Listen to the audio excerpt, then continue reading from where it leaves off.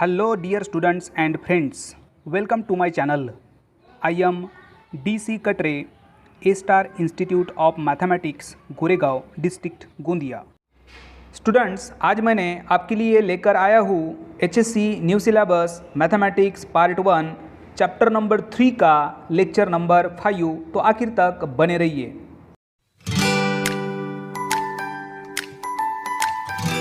Lecture number 4 में हमने study किए थे exercise number 3.2 and next exercise है 3.3, जिसके लिए आज का लेक्चर नंबर 5 बहुत ज़्यादा इम्पॉर्टेंट होने वाला है, इसीलिए इस वीडियो को आखिर तक देखिए। आज के लेक्चर नंबर 5 में हम स्टडी करेंगे इनवर्स ट्रिग्नोमेट्रिक फंक्शंस का total basic. Students, inverse trigonometric functions ये जो इम्पोर्टेंट टॉपिक है, इसे समझने के लिए हमें कुछ कॉन्सेप्ट को क्लियर करने होंगे। जैसे फंक्शन किसे कहते हैं, उसके बाद इनवर्स फंक्शन, किस फंक्शन का हम इनवर्स फाइंड आउट कर सकते हैं, trigonometric function, inverse trigonometric function, और उसके बाद properties of inverse trigonometric function. तो चलिए लेक्चर नंबर 5 की शुरुआत करते हैं हम फंक्शन से। फंक्शन ये जो टॉपिक है हम 11th क्लास में स्टडी कर चुके हैं। अब फंक्शन किसे कहते हैं, फंक्शन क्या है, ये रिलेशन है। रिलेशन किसके बीच का, दो सेट के बीच का। सेट यानी क्या, collection of well defined object. तो आपको इतना तो समझ में आ गया कि फंक्शन के लिए सबसे ज़रूरी होते हैं दो सेट। तो हम यहाँ पर ले रहे हैं सेट ए और सेट बी। सेट ए में जो 3 एलिमेंट्स है वो है A B C, set B में 4 एलिमेंट्स है वो है 1 2 3 4, और इनके बीच का कौन सा रिलेशन जिसे हम फंक्शन कहेंगे।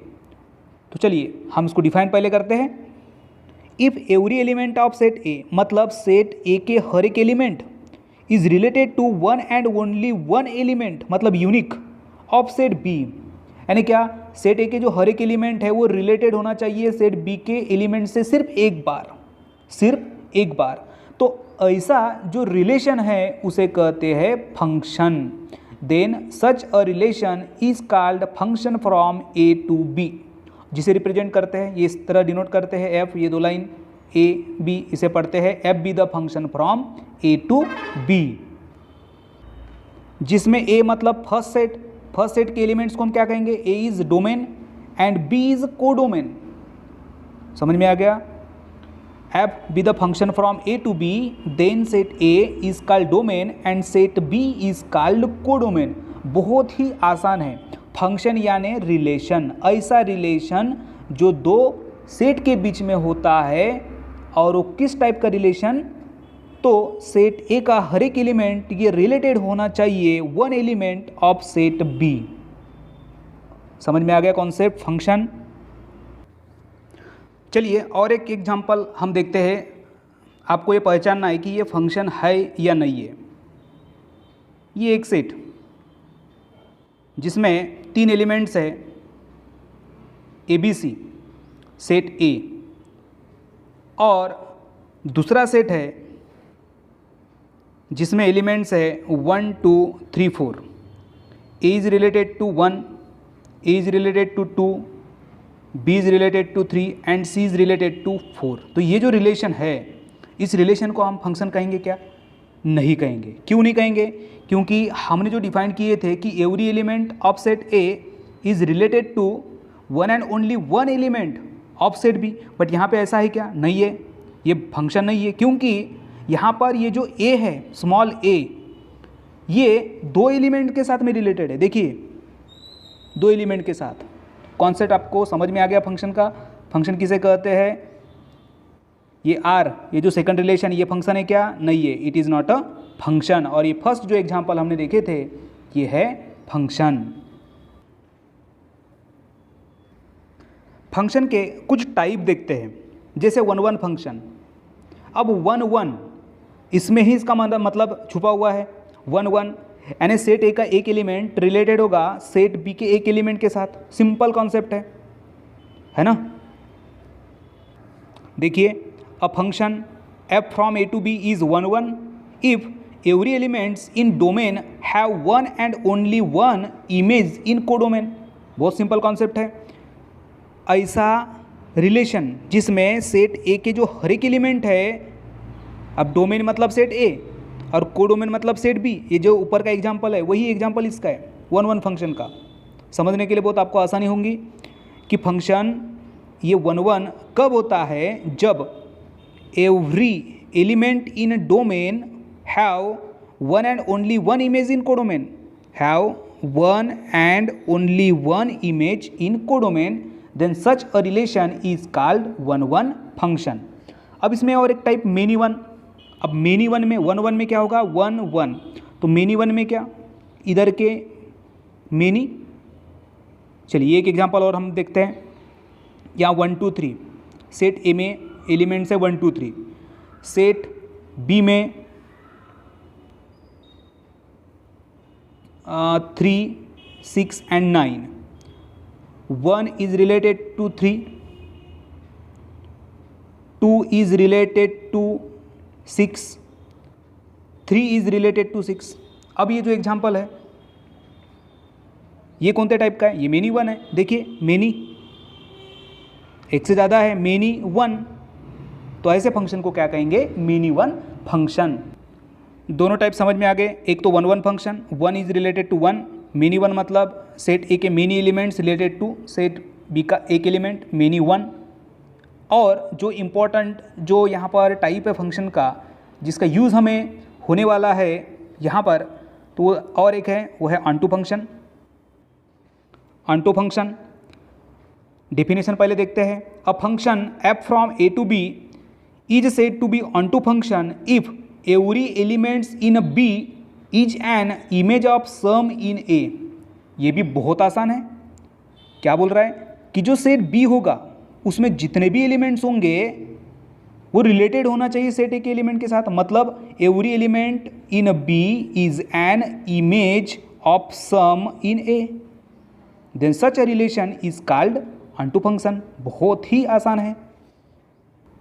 ऊपर के एग्जांपल में क्या था, सेट बी में एक एलिमेंट बाकी था, बट सेट ए के एवरी एलिमेंट रिलेटेड थे।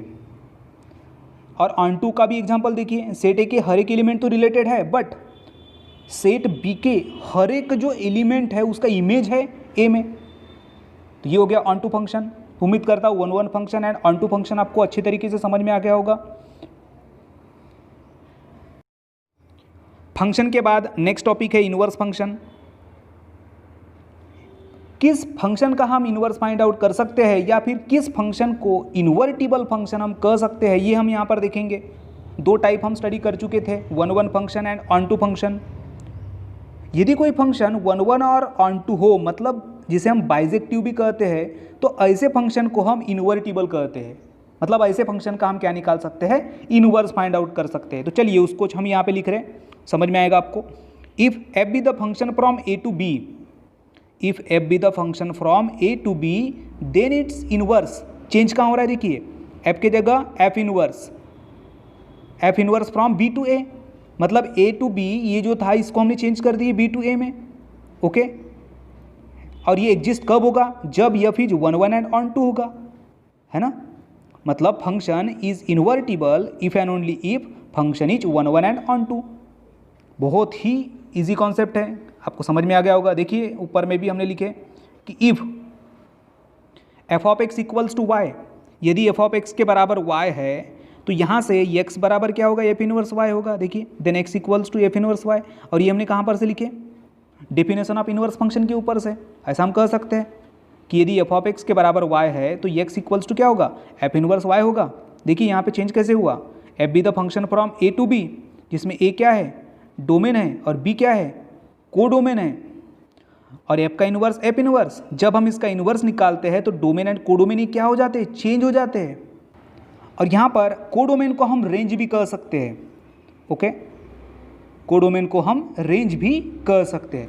यदि फंक्शन 1 1 एंड ऑन टू होता है तो ऐसे वक्त जो कोडोमेन है उसे हम रेंज कहते हैं। समझ में आ गया। तो ए इक्वल्स टू क्या, डोमेन, और बी ए क्या है, रेंज है।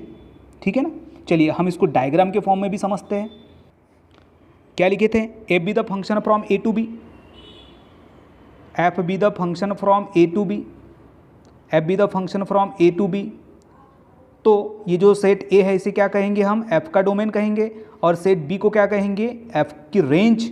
ओके, और एफ का इन्वर्स क्या होता है, एफ इन्वर्स, तो f inverse from B to A. F inverse कहाँ से होगा, बी टू ए।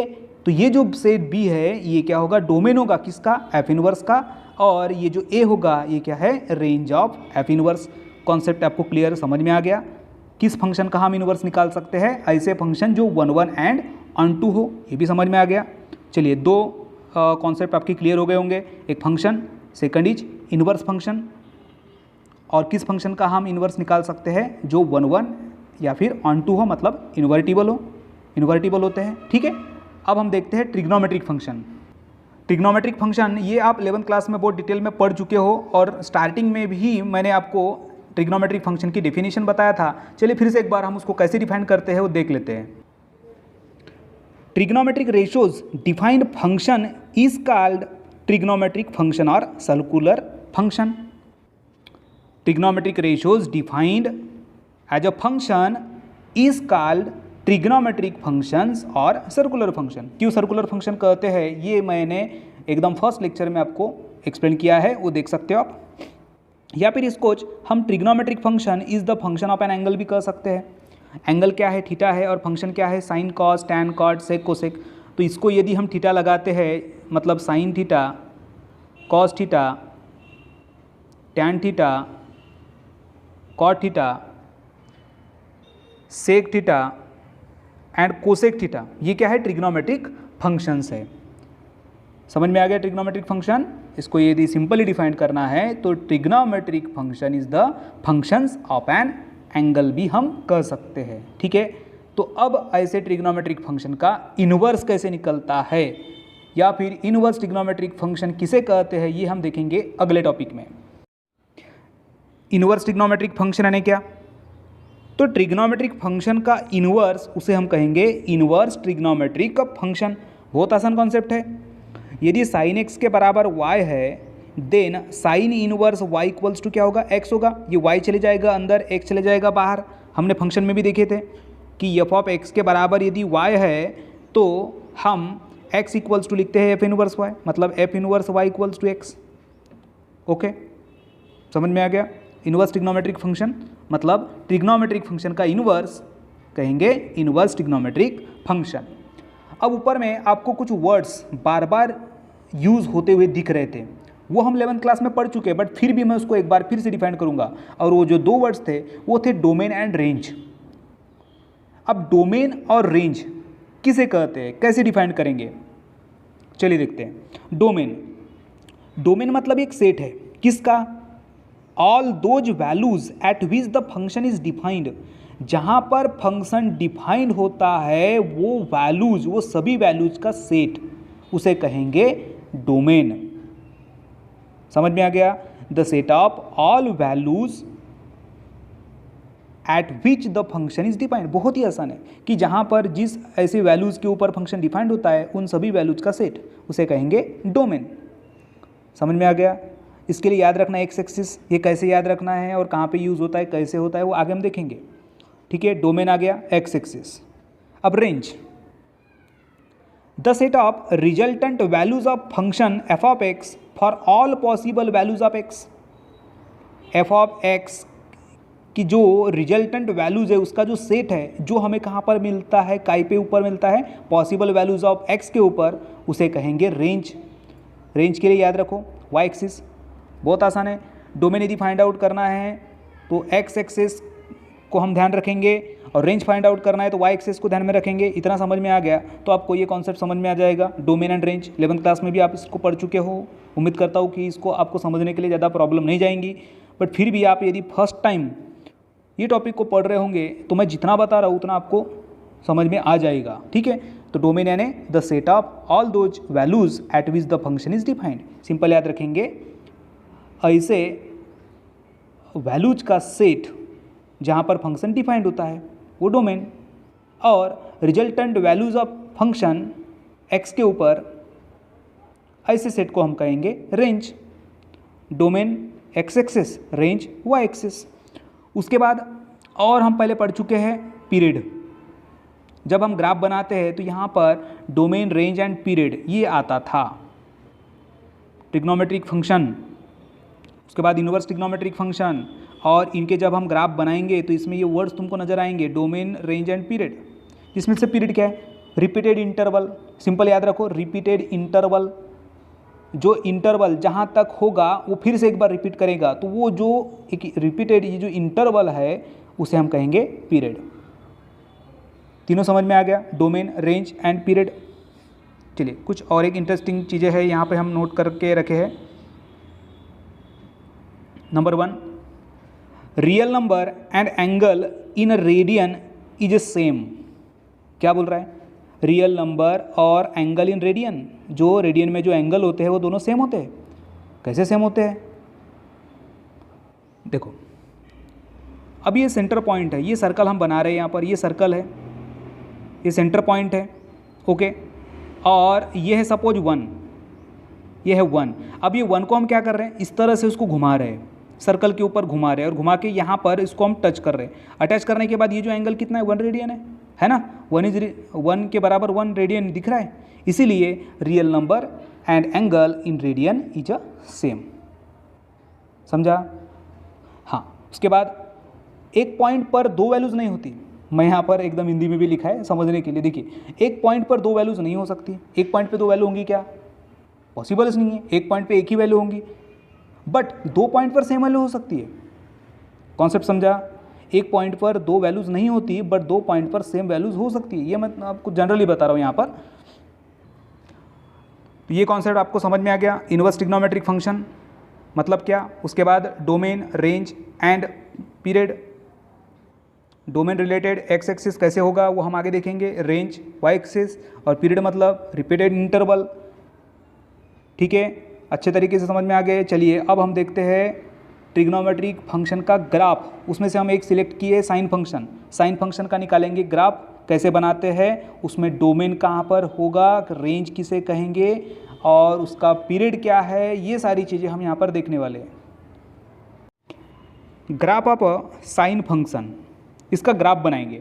अब ग्राफ बनाने के लिए जो हमारे पास में जो ट्रिग्नोमेट्रिक फंक्शन की जो वैल्यूज़ जो थी 0 से लेकर 360 का जो हमने एक चार्ट पहले पढ़े थे स्टार्टिंग के लेक्चर में, आपको पता होगा, उसके कुछ वैल्यूज़ हम यहाँ पर ले रहे हैं, कुछ एंगल्स हम यहाँ पर कंसिडर कर रहे हैं, जैसे π/2, पाई, 3π/2, ट्वाइस पाई। ओके, एक्स एक्सिस के ऊपर π/2, पाई, 3π/2 एंड ट्वाइस पाई। तो लेफ्ट साइड में क्या होगा? -π/2, minus pi, -3π/2 and minus twice pi. Clear है? ठीक है। y के ऊपर ये 1, फिर इधर 2, y डैश के ऊपर -1 और इधर -2, और ये मिडल में है 0। समझ में आ गया? अब ये जो पर्टिकुलर एंगल्स है, इनके ऊपर साइन फंक्शन की क्या वैल्यूज़ है वो हम चार्ट्स के ऊपर से देख लेते हैं, हमें पता है। देखिए, ये 0, उसके बाद π/2, पाई, 3π/2 एंड ट्वाइस पाई। इनके ऊपर साइन फंक्शन की वैल्यूज़ क्या है? साइन 0 कितना होता है? 0। साइन π/2 कितना? 1। साइन पाई कितना? 0। साइन 3π/2 कितना? -1। एंड साइन ट्वाइस पाई कितना? 0। ओके, फिर है -π/2, sine -π/2 equals to -1, sine -π equals to 0, sine -3π/2 equals to 1 and sine -2 pi equals to 0। ये हम पॉजिटिव एंड निगेटिव एंगल्स के ऊपर ट्रिग्नोमेट्रिक फंक्शंस की क्या वैल्यूज़ होती है ये चार्ट्स में हम पहले स्टडी कर चुके हैं। तो चलिए इसको हम प्लॉट करते हैं ग्राफ के ऊपर। साइन 0 इक्वल्स टू 0, ये मैंने पॉइंट बना दिया। उसके बाद साइन π/2 बराबर कितना? 1। तो देखिए 1 और ये π/2। ओके, उसके बाद साइन पाई बराबर 0, sine pi equals to 0, sine 3π/2 it is equals to -1, sine twice pi equals to 0। Okay, इनको हम जोड़ देंगे।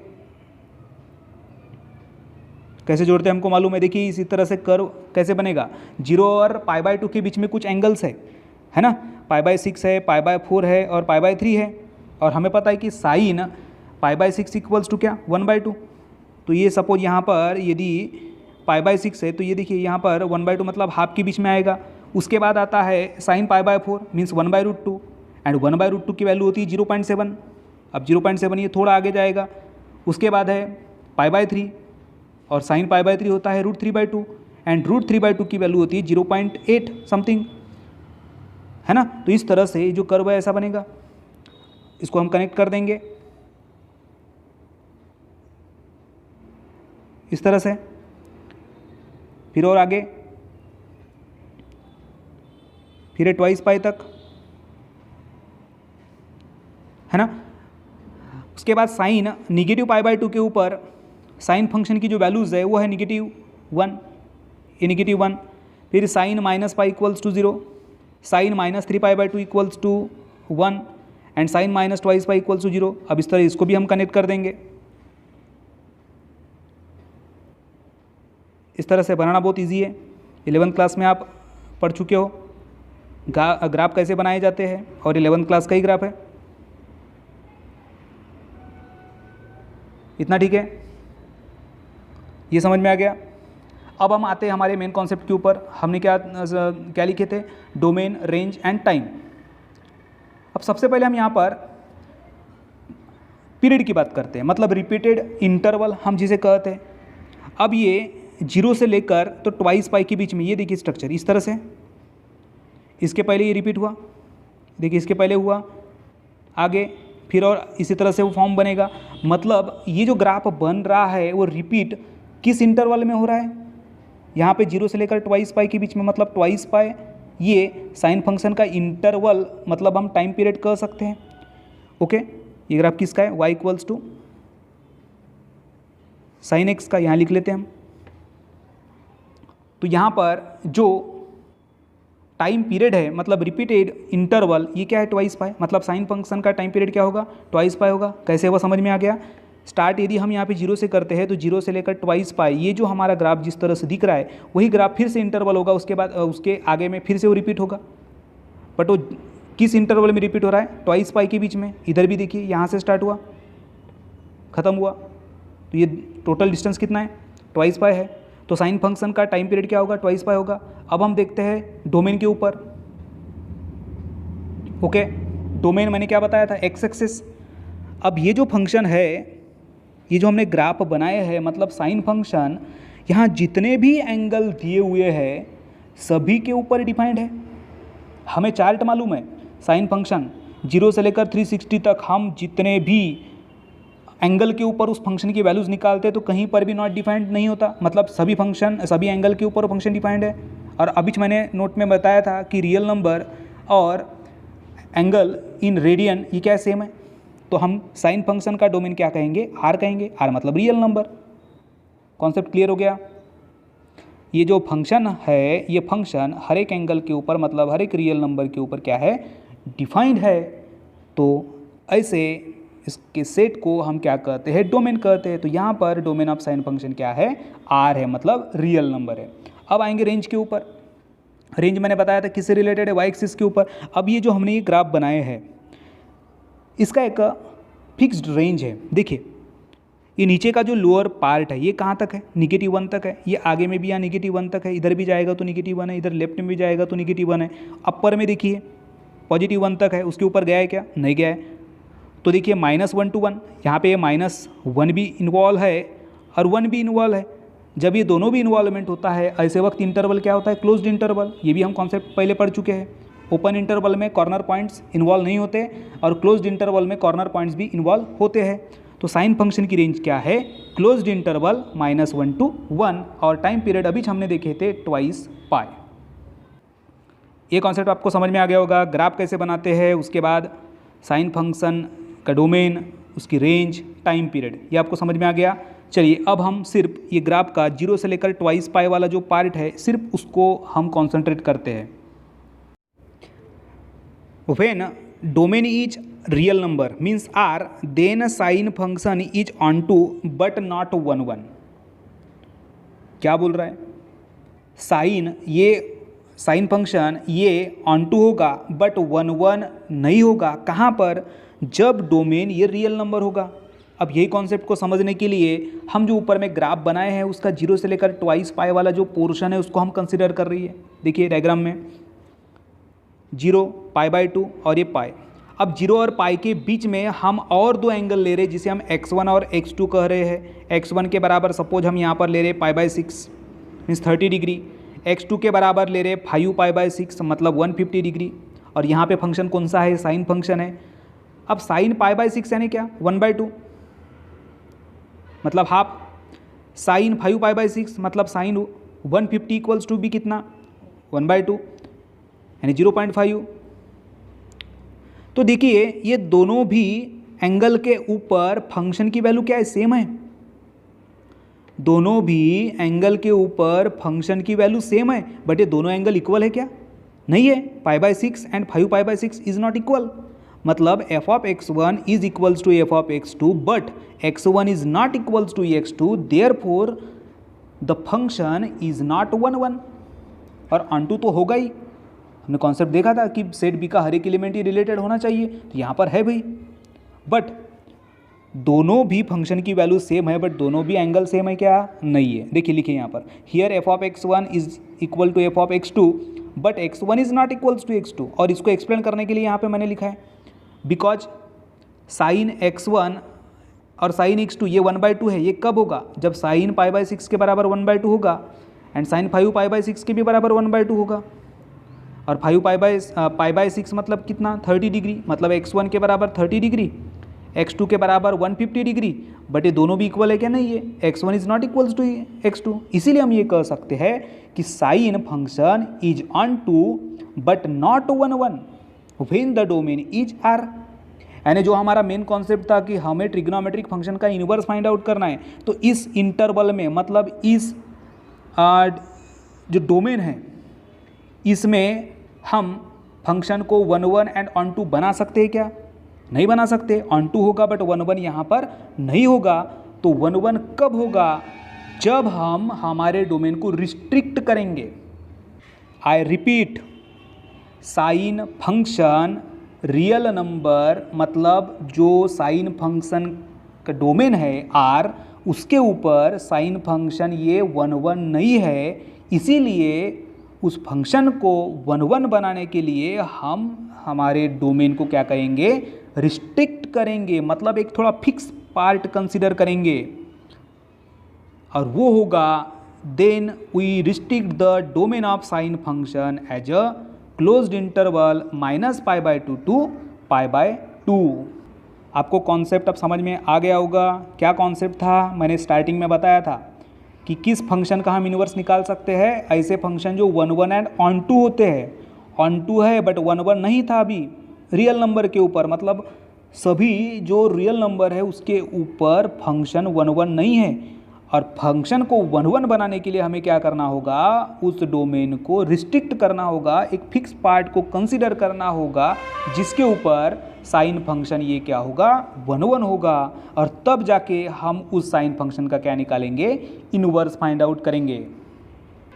तो जो हमने ऊपर में डायग्राम बनाया है, यहाँ से हम पार्ट को रिस्ट्रिक्ट करेंगे -π/2 टू π/2। ये -π/2 से लेकर तो ये जो π/2 है इतने भाग को ही हम कंसिडर करेंगे। तो अब जो नेक्स्ट हमारा जो ग्राफ होगा सिर्फ इतना ही पार्ट होगा, इसके ऊपर से हमारा रिजल्ट आसानी से आएगा। वो फंक्शन 1 1 कैसे होता है ये हम देखेंगे अब नेक्स्ट पेज पे। देखिए स्टूडेंट, जो हमारा पिछला ग्राफ था उसमें से हमने -π/2 और π/2 के बीच का जो पोर्शन है सिर्फ उसको ही हमने कंसिडर किया है। ये है -π/2, -π/2 के ऊपर फंक्शन की वैल्यू -1 और π/2 के ऊपर फंक्शन की वैल्यू +1। और इस तरह से वो ग्राफ बना था। ये ऐसा आगे कंटिन्यू हुआ था, बट हम यहाँ पे सिर्फ -π/2 टू π/2 को ही कंसिडर कर रहे हैं, जिसमें -π/2 भी इंक्लूड है और +π/2 भी इंक्लूड है। इसीलिए हमने इंटरवल को क्या लिखे, क्लोज्ड इंटरवल। इतना समझ में आ गया। और जब भी हमने देखा था कि फंक्शन ये 1 1 नहीं है। 1 1 क्यों नहीं है, क्योंकि जो एंगल है, कुछ एंगल ऐसे हैं जिनके ऊपर फंक्शन की वैल्यू सेम है, बट वो दोनों भी एंगल एक दूसरे के इक्वल है क्या, नहीं है। बट यहाँ पर वैसा नहीं होगा। यहाँ पर डिफरेंट एंगल के ऊपर फंक्शन की वैल्यू डिफरेंट आएंगी। देखिए एक फंक्शन के ऊपर, एक पॉइंट के ऊपर या फिर एक एंगल के ऊपर फंक्शन की वैल्यू एक च होंगी, मतलब डिफरेंट एंगल के ऊपर वैल्यू ऑफ द फंक्शन ये डिफरेंट होंगी। कैसे होंगी देखते हैं। अब यहाँ पर कुछ एंगल है, जैसे ये 0 और π/2 के बीच में ये है π/6, ये है π/4, उसके बाद है π/3, और हमें पता है, बात कर रहे हैं हम साइन फंक्शन की, तो साइन π/6 होता है 1/2, ये यहाँ तक। उसके बाद साइन π/4 क्या है, 1/√2 है, 1/√2 यानी कितना, 0.7, देखिए तो ये 0.7। उसके बाद है साइन π/3 मीन्स √3/2, अब √3/2 मतलब 0.8, तो ये साइन π/3 ये 0.8 के समथिंग। और उसके बाद साइन π/2 बराबर 1, देखिए साइन π/2 इक्वल्स टू 1। अब जब हम यहाँ पे बात करेंगे तो ये देखिए ये π/2 के ऊपर ये चेंज है, यहाँ पे चेंज है, ये चेंज है, ये चेंज है, मतलब यहाँ पर डिफरेंट एंगल के ऊपर वैल्यू ऑफ द फंक्शन ही क्या है, डिफरेंट है। इतना समझ में आ गया। ये नीचे में भी उस तरह से, तो हम ये कह सकते हैं कि अब हमारा फंक्शन ये क्या होगा, 1 1 फंक्शन होगा। ऑन टू तो पहले ही था, समझ में आ गया, एकदम क्लियर है कॉन्सेप्ट। जो हमारे पास डोमेन होगा उसके ऊपर यदि फंक्शन 1 1 यदि नहीं होता तो ऐसे वक्त हम उस डोमेन को क्या कहते हैं, रिस्ट्रिक्ट करते हैं, मतलब कुछ पार्ट को, पोर्शन को, कुछ इंटरवल को फिक्स करते हैं और उसके ऊपर हम देखते हैं कि वो फंक्शन 1 1 है या नहीं है। तो इसको मैंने लिखा भी है, थोड़ा एक्सप्लेन किया है, देखिए। Hence we restrict the domain of sine function as a -π/2 to π/2 closed interval -π/2 to π/2, then sine function is 1 1 and onto, मतलब bijective. Hence the sine function is invertible. समझ में आ गया, मतलब when function is 1 1 and onto then find the inverse of that function. Concept आपको समझ में आ गया। मैं फिर से एक बार रिपीट कर रहा हूँ, एकदम ध्यान से सुनिए। हमें फंक्शन का निकालना है इनवर्स, किसी भी ट्रिग्नोमेट्रिक फंक्शन का निकालना है इनवर्स, तो वो फंक्शन 1 1 एंड ऑन टू होना चाहिए। बट दिया हुआ जो डोमेन होता है उसके ऊपर वो फंक्शन 1 1 नहीं होता। ये अभी हमने एग्जाम्पल के थ्रू समझे। फिर ऐसे वक्त हमें क्या करना है, वो जो डोमेन होगा उसको हम क्या करना है, रिस्ट्रिक्ट करना है, मतलब थोड़ा फिक्स करके रखना है और वहाँ पर देखना है कि वो फंक्शन 1 1 होता है या नहीं होता। जब हम डोमेन को रिस्ट्रिक्ट करेंगे तो फंक्शन क्या होगा, 1 1 होगा। और ऐसे सिचुएशन के बाद हम उस फंक्शन का क्या निकालेंगे, इनवर्स निकालेंगे। ठीक है, तो अभी हमने एक एग्जांपल देखे।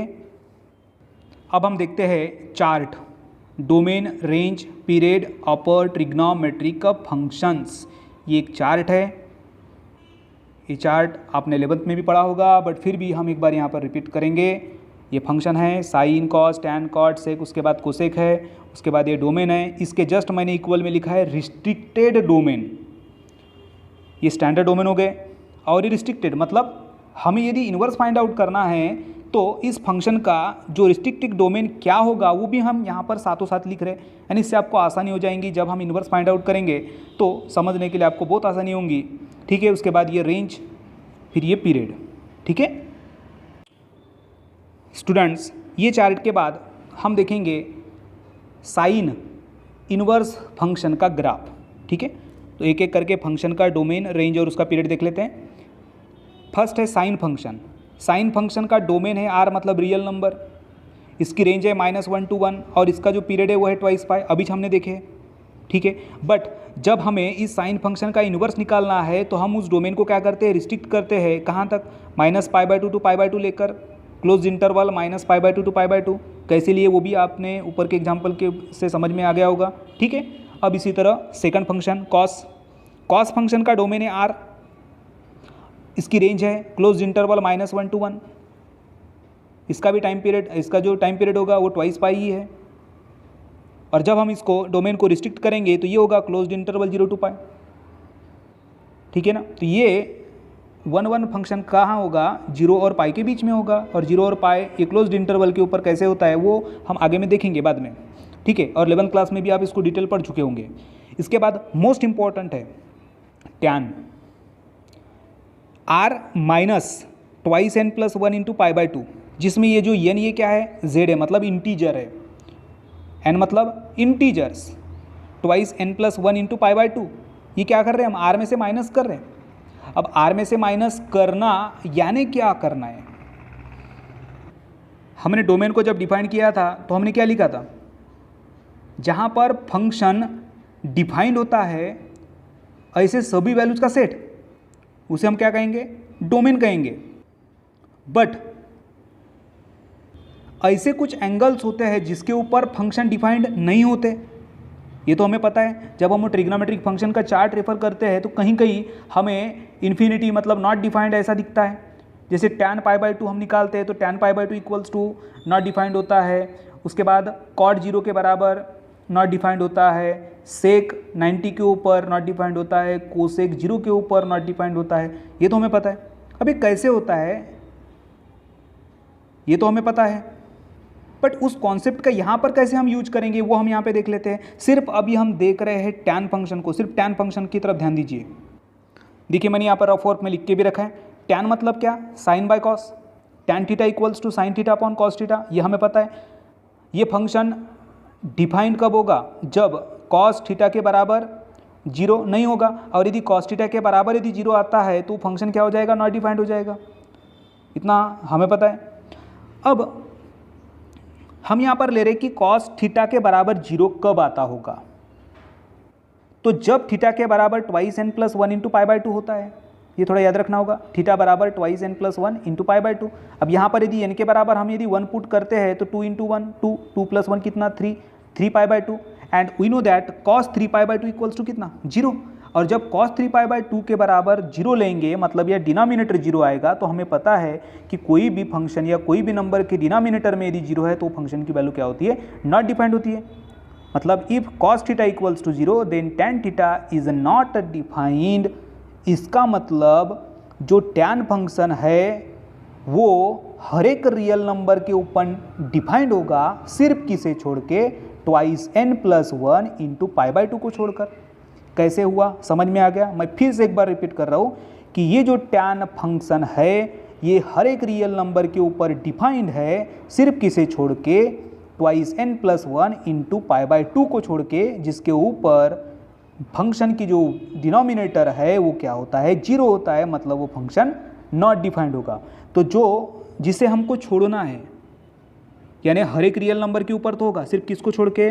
2n+1 इंटू π/2 को छोड़ के। इसीलिए हमने यहाँ पर लिखे है कि tan फंक्शन का जो डोमेन है वो क्या होगा? r-2n+1 इंटू π/2, मतलब 2n+1 इंटू π/2 इसे छोड़कर हर एक रियल नंबर के ऊपर tan फंक्शन ही क्या है? डिफाइंड है। लिखा है मैंने, देखिए, domain is r except 2n+1 into π/2।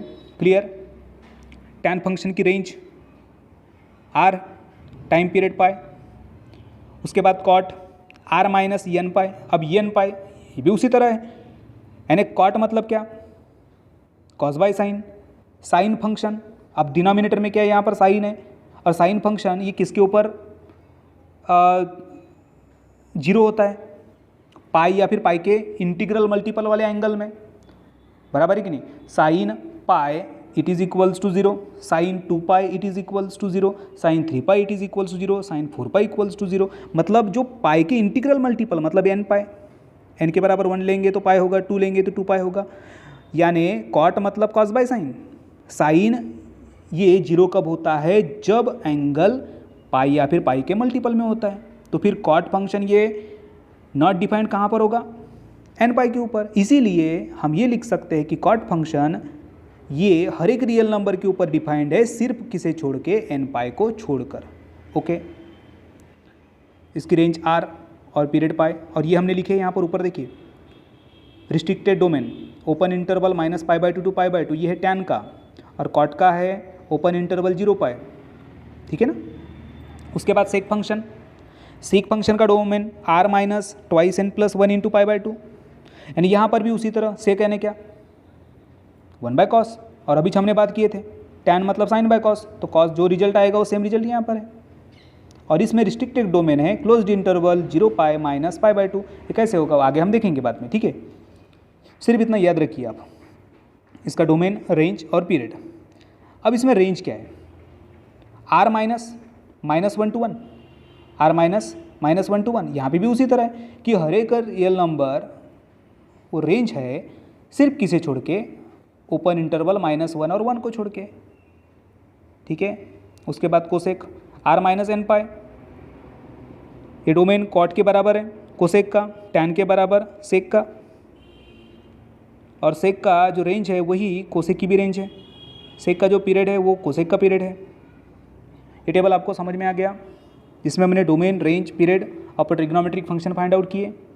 बहुत अच्छी तरीके से समझ में आ गया, specially tan, cot, sec, cosec. इसका डोमेन जो हम माइनस में कैसे लिखते हैं वो एक्सेप्ट हो गया, एक्सेप्ट वर्ड यूज़ होता है, मतलब वो जो पर्टिकुलर फंक्शंस है वो हर एक का रियल नंबर के ऊपर डिफाइंड है, सिर्फ वो जो पर्टिकुलर कुछ एंगल्स है उनको छोड़कर। ओके, चलिए नेक्स्ट टॉपिक। स्टूडेंट्स, अब आपको ये तो समझ में आ गया होगा कि किसी भी फंक्शन का इन्वर्स हम कैसे फाइंड आउट करते हैं, मतलब कब फाइंड आउट करते हैं, जब वो फंक्शन 1 1 या फिर ऑन टू होगा, और 1 1 यदि पर्टिकुलर डोमेन के ऊपर वो फंक्शन नहीं है तो हम क्या करते हैं, उस डोमेन को रिस्ट्रिक्ट करते हैं। किस तरह से रिस्ट्रिक्ट करते हैं और किस तरह के ग्राफ हम समझ सकते हैं, ऐसा एक एग्जाम्पल मैंने आपको बताया था साइन का। अब उसी साइन फंक्शन का इन्वर्स कैसे फाइंड आउट करते हैं वो अब हम देख लेते हैं। Graph of inverse sine function. सबसे पहले sine be the function from closed interval -π/2 to π/2 to closed interval -1 to 1। Definition हम देख चुके हैं कि F be the function from A to B, F be the function from A to B, then its inverse F inverse be the function from B to A. मतलब हम ये क्या कर रहे हैं, इन दोनों को आपस में इंटरचेंज कर रहे हैं, ठीक है।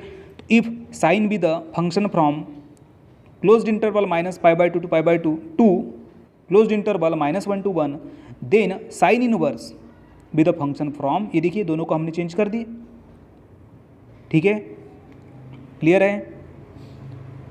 जिसमें साइन के आगे ये क्या है, ये डोमेन है किसका, साइन का, और ये क्या है, रेंज है किसका, साइन का। इसके बाद साइन इनवर्स, ये जो क्लोज्ड इंटरवल -1 to 1 है ये क्या है, साइन इनवर्स की डोमेन है, और -π/2 to π/2 ये क्या है, साइन इनवर्स की रेंज है।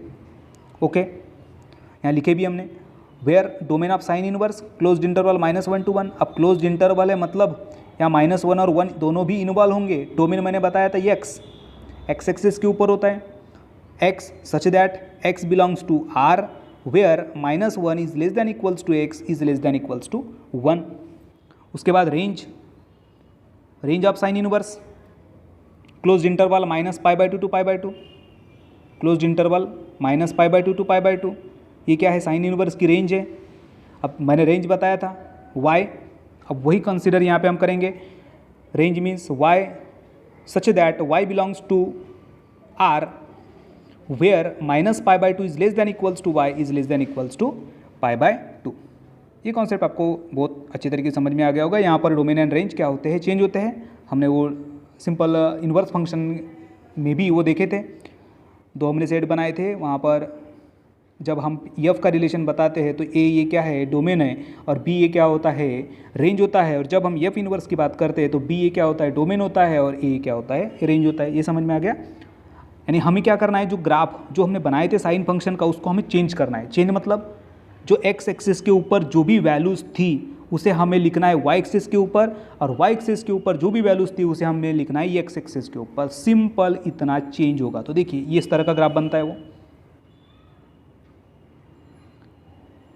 ये आधा, उसके बाद मैं फिर डाउन में भी दिखाता हूँ। ये 0 पहले क्या था, इधर ये π/2 पाई 3π/2 ट्वाइस पाई था। हमें इसको कहाँ लिखना है, वाई एक्सिस के ऊपर, π/2 पाई 3π/2 ट्वाइस पाई।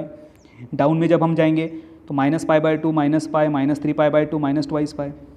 उसके बाद पहले साइन फंक्शन में वाई एक्सिस के ऊपर 1 एंड इधर डाउन में -1 था, तो उसे हमें कहाँ लिखना है, एक्स के ऊपर। तो ये 1 और इधर ये -1, और हमें फंक्शन की वैल्यूज़ पता है कि ये देखिए 1 π/2 के ऊपर 1 है, पाई के ऊपर 0 है, 3π/2 के ऊपर -1 है, और 2π के ऊपर 0 है। उसी तरह इधर डाउन में -π/2 के ऊपर -1 है, -π के ऊपर 0 है, -3π/2 के ऊपर 1 है, और -2π के ऊपर 0 है। ठीक है, समझ में आ गया। इस तरह से हम वो जो ग्राफ है इन्वर्स फंक्शन का वो बना सकते हैं।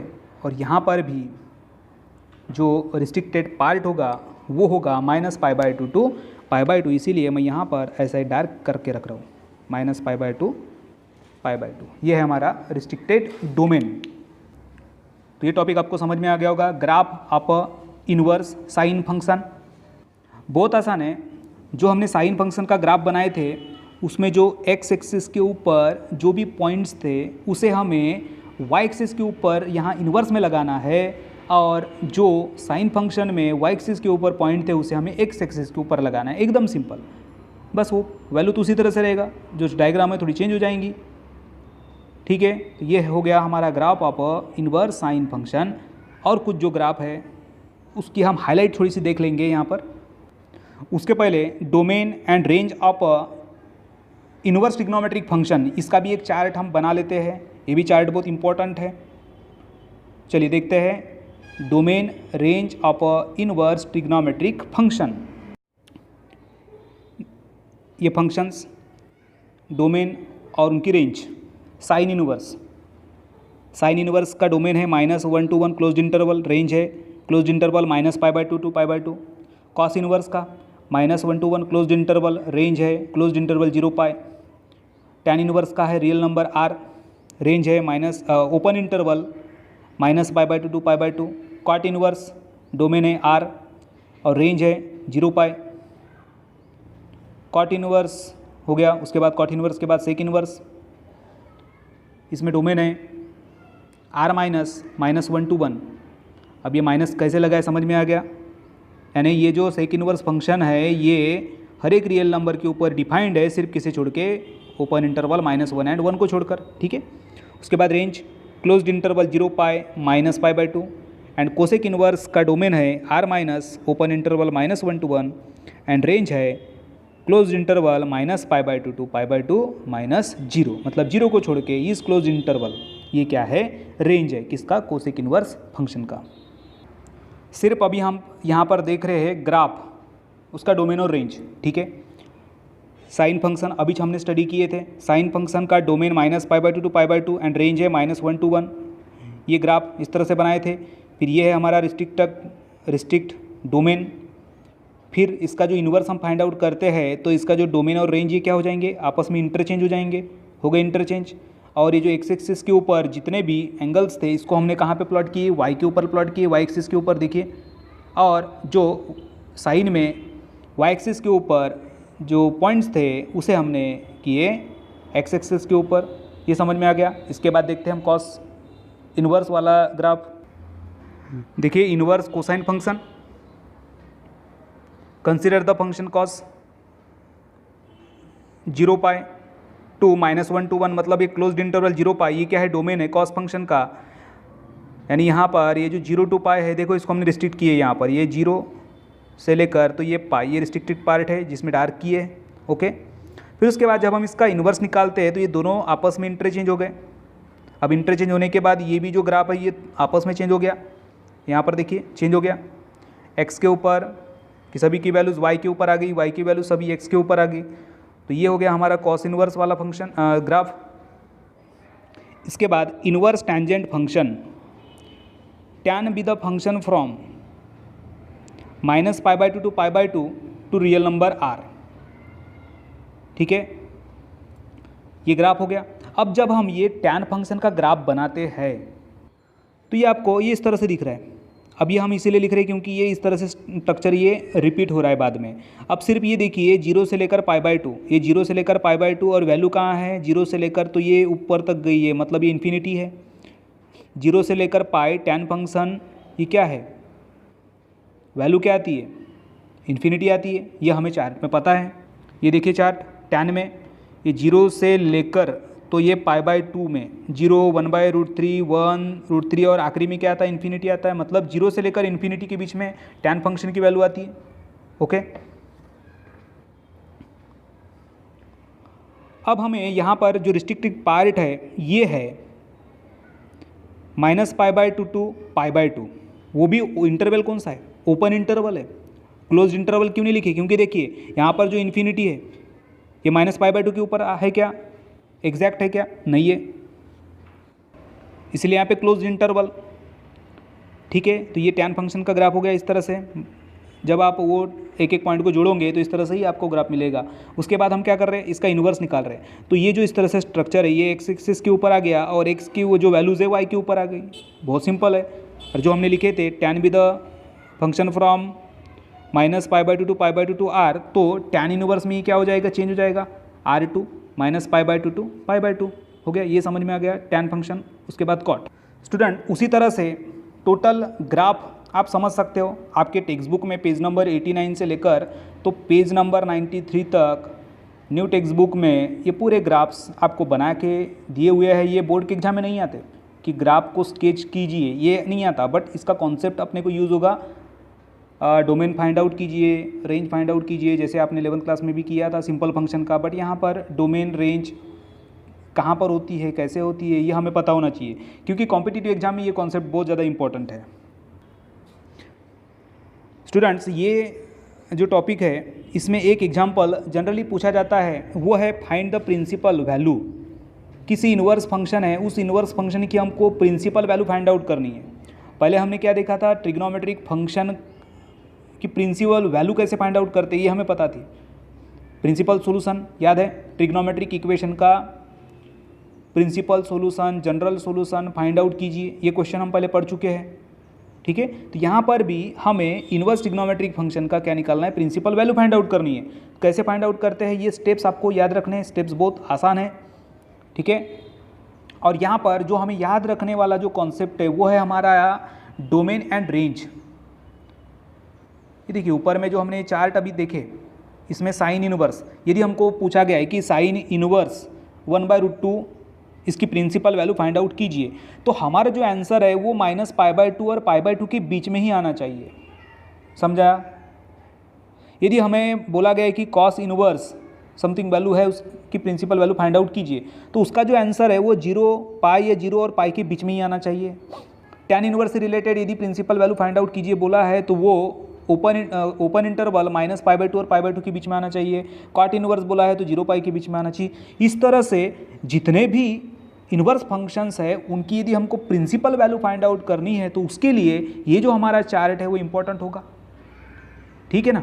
यदि वो आंसर बाहर जाता होगा, मतलब आउट ऑफ π/2 के ऊपर, हो सकता है कि वो जो फंक्शंस जो हमारे पास चार्ट है उसमें कुछ ऐसे एंगल्स है जिसके ऊपर फंक्शंस की वैल्यू रिपीट है, बट वो आउट ऑफ रेंज है और हमें क्या चाहिए, रेंज के अंदर चाहिए।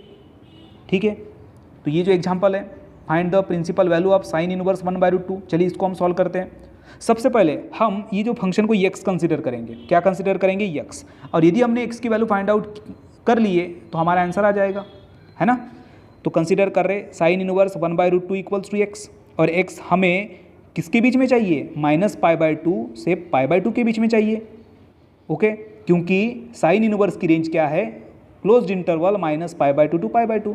इसीलिए हम यहाँ पे क्या लिख रहे हैं, -π/2 is less than equals to x is less than equals to π/2। ये टाइप्स ऑफ इंटरवल ये 11th क्लास में आप पढ़ चुके हैं, इसको आपको पता है कि यदि लेस दैन इक्वल है तो क्लोज लगता है, ओनली लेस दैन है तो ओपन इंटरवल लगता है। ओके, फर्स्ट स्टेप समझिए।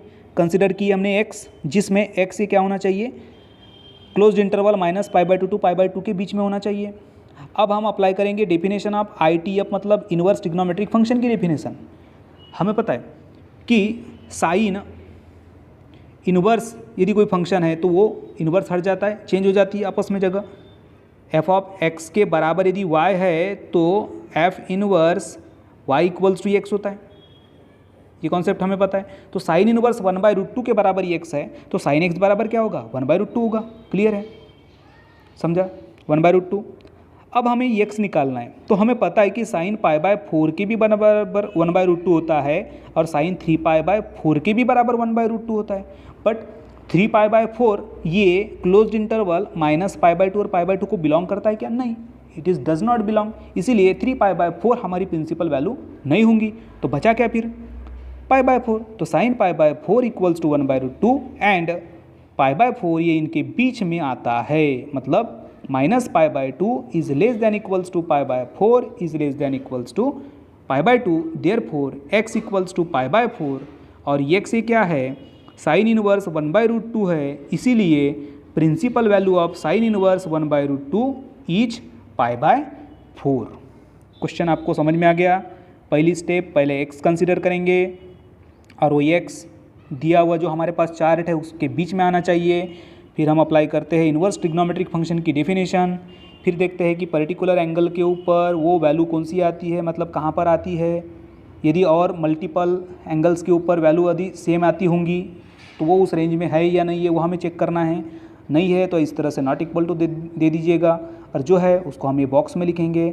x मतलब sine inverse 1/√2, therefore principal value of sine inverse 1/√2 is π/4।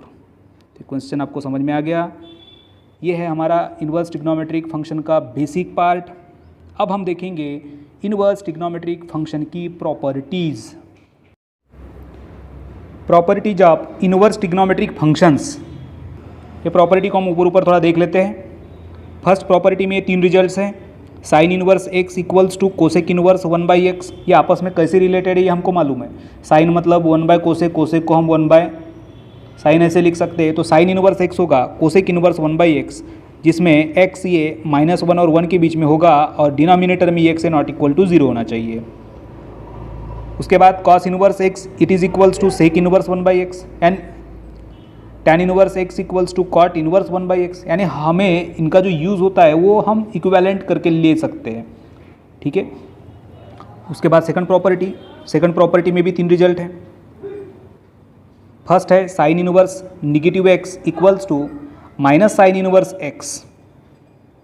Sign minus theta equals to minus sine theta होता है, तो वही कॉन्सेप्ट हम यहाँ पे लगा रहे हैं। Sine inverse minus x equals to minus sine inverse x if -1 is less than equals to x is less than equals to 1। इसके जो प्रूफ है वो आपके टेक्स्ट बुक में पूरे दिए हुए हैं, तो आप वो प्रूफ रेफर कर सकते हो। ये जो सेशन है 2020-21 में, इसके जो प्रूफ्स है वो डिलीट है, मतलब एग्जाम में नहीं आएंगे। बट आगे की पढ़ाई के हिसाब से आप इसके प्रूफ्स टेक्स्ट बुक में जो दिए हुए हैं वो रेफर कर सकते हो, उसकी स्टडी कर सकते हो, ठीक है। सिर्फ आपको एक्सरसाइज सॉल्व करना है तो आपको सिर्फ ये प्रॉपर्टी याद रखना होगा, ठीक है। उसके बाद थर्ड नंबर की प्रॉपर्टी, इसमें भी 3 रिजल्ट है। Cos inverse negative x equals to pi minus cos inverse x, sec inverse minus x equals to pi minus sec inverse x, cot inverse negative x equals to pi minus cot inverse x। Fourth number की property, इसमें भी 3 results है। Sine inverse x plus cos inverse x equals to π/2। Fundamental identity यानी identity वाली property है ये। Sec inverse x plus cosec inverse x equals to π/2। Tan inverse x plus cot inverse x equals to π/2। यानी आगे चल के यदि इस तरह से एग्जाम्पल कोई आते हैं तो हम साइन इनवर्स है तो दूसरा फंक्शन कॉस इनवर्स यदि दिया है तो हम इसका जो एडिशन है वो π/2 डायरेक्टली हम लिख सकते हैं, ठीक है ना। उसके बाद फिफ्थ में भी 3 रिजल्ट है।